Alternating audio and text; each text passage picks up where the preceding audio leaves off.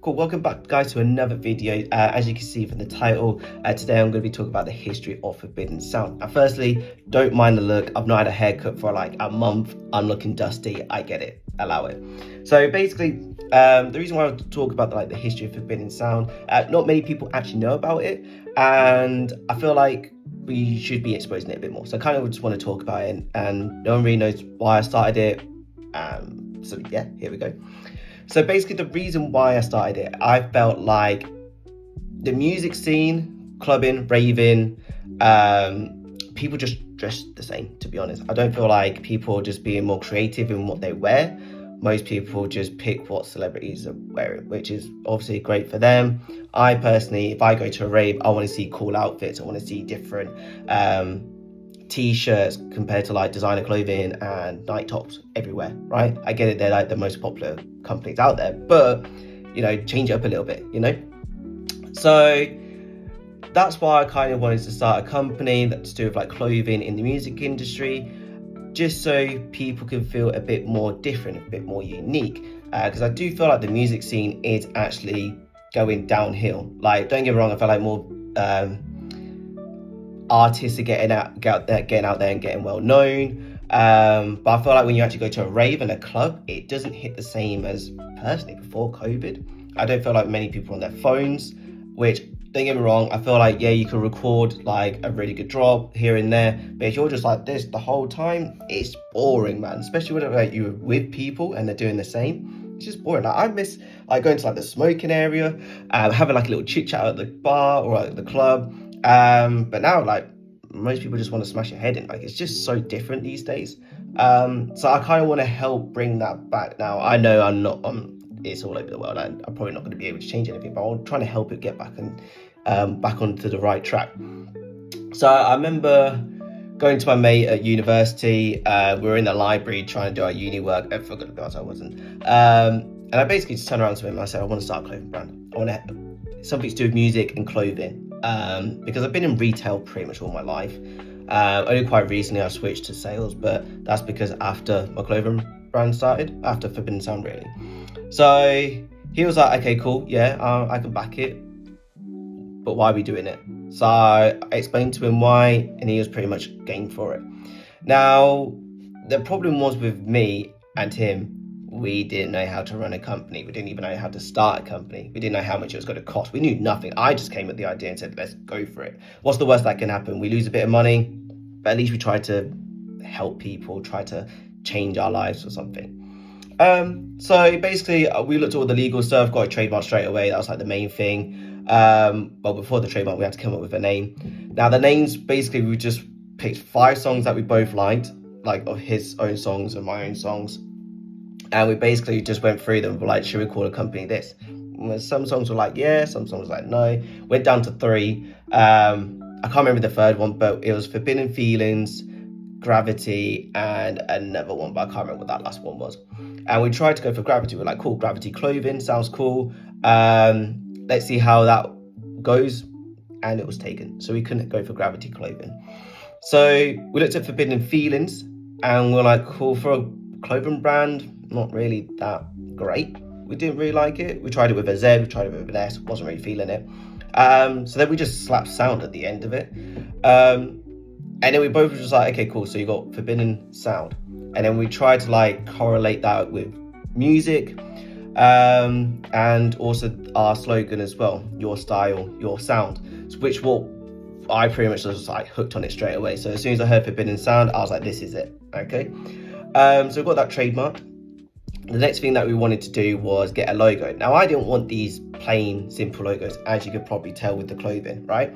I wanted it to be different. I wanted it to be unique in a way. So luckily, I don't know how I managed this.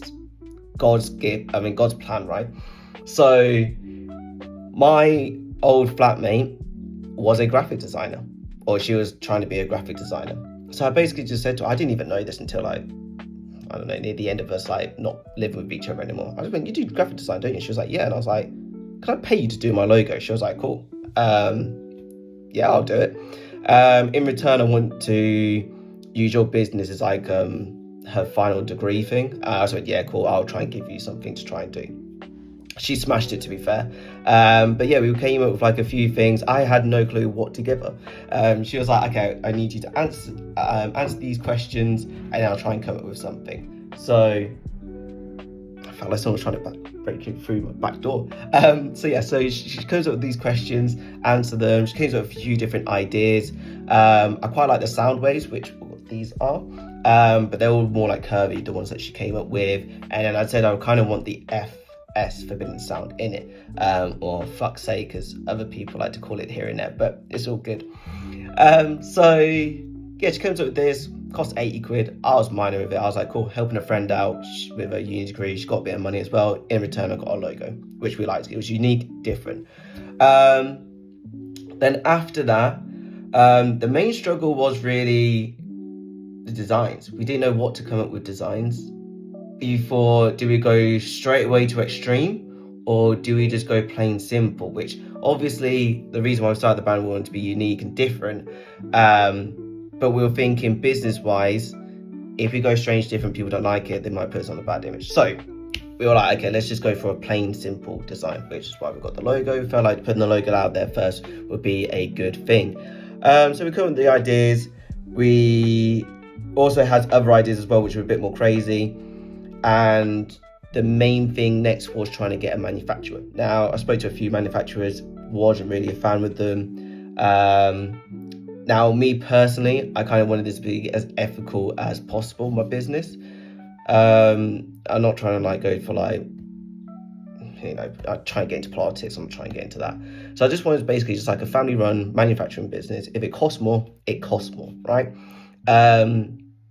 Even though for a business, like the whole goal of it is to try and minimize the cost, I wanted to make sure that every part of the clothing was something that we did. Because don't get me wrong, we could go and buy t-shirts and use, print on demand? I didn't want to do that personally. I always feel like a brand is more important than the product. Product's great. Every clothing business sells tops, sells hoodies, sells t-shirts, shorts, everything, right? Now, the difference between you buying from Gucci and you buying from Primark is literally the brand, right? So that's why I always thought about, let's try and create a good business brand, right? And then the products will just come naturally better. Like, you're always going to get people's feedback. Some people love this top, some people don't, but then the next time we create something else, we try and get that feedback and then try and improve on it. So this is probably like 2022, like summerish, where everything was all good. Got the logo, got the trademark, got the name, got our manufacturer at this point. And then we were like, cool, let's go and get our first sample, right? So we got the sample, and it was a hoodie. And don't get me wrong, I didn't actually like the hoodie at the start, but then I started like saying, okay, if I wear it out, let's see if people like it, without trying to like promote anything. People coming up like, love the hoodie and all this sort of stuff. I was like, damn, I hate it, but people are loving it. So that was another thing that came to my mind as well, was like, something I might not like doesn't mean other people will like it.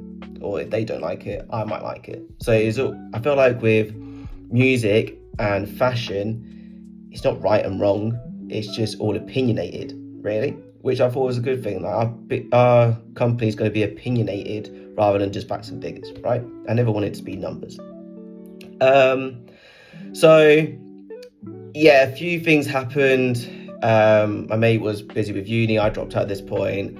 I went into sales, and we both just got really busy.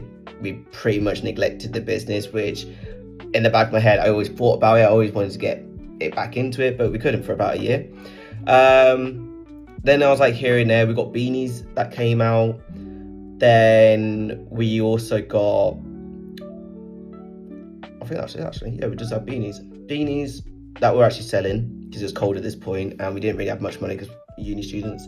And then basically I left that job. I came back to Peterborough to actually focus on it. Didn't realise that we nearly got a Gazelle. Well, we had a Gazelle strike. Basically, we didn't upload tax reports, and yeah, we nearly lost the business. We were about 5 days from actually losing it forever. But luckily, I managed to get an accountant. He sorted me right out. So big up, Will. I love you so much, man. So yeah, he saved the business, and it made us realize how thankful we were that that happened, because it made us realize that we actually needed to make this business work. Now, money was never the goal for us. Like, we never imagined trying to make millions, trying to make this at thousands. Money's not what we wanted to help.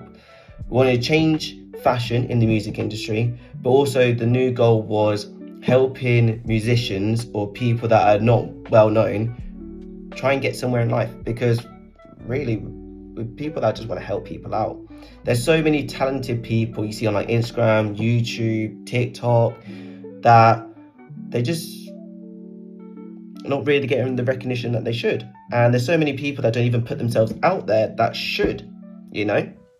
And that was kind of like the main thing that we wanted to try and strive for. And it's not even just DJs, DMBIs, it could be singers, it could be like rock bands, like indie bands, wedding DJs. Like, we just want to help everyone that gets more recognition. And the more people that recognize other people's talents, the more they can, you know, get their career taken off, change their lives. And that's what we really wanted to do. But we always wondered how we could do that. So we basically hired another person to help us out. And luckily it was my other best friend that did it as well. So basically I'm working with two of my best friends, and I couldn't be more grateful for those two. They say no about a lot of my ideas, but they also help me out a lot. So thankful for those two. Now, our personal ambitions didn't seem like hard. Obviously, speaking to him, he's done marketing, sales, SEO marketing. Like, he knows a bit more about running businesses, and he does run his own business as well. So that was pretty much our new goal. So even though we wanted to change like the fashion industry in the music scene, we now actually want to help musicians to get more known. So that's pretty much where our like main goal is at the moment. However, though, we do want to be even bigger. Like, we got goals to be an accessible clothing brand, mainly help musicians, have a record label. We want to have our own festivals as well. And yeah, if we can do more things, then that'd be fantastic. Like, festivals all over the world. And we don't even want to just be in Europe. We want to be all over the world: Africa, Asia, Americas,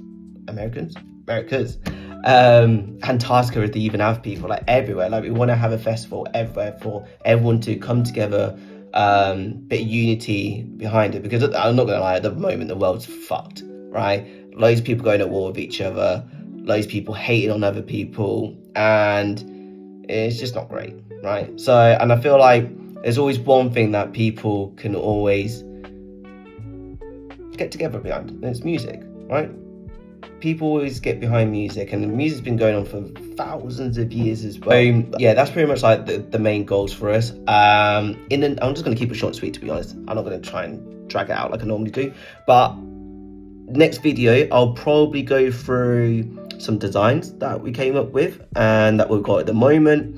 And I might just speak about some other things as well to do with the business. Or if you have any questions regarding it, I'll just answer in the video. And another thing, if you got any people that we should check out that probably don't get as much recognition as they should do, put it in the link description. Put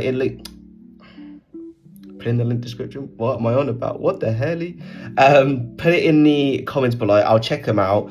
And then yeah, we'll try and get in contact with them. Hopefully we can support them in the best way possible. But yeah, I'm just going to leave it here.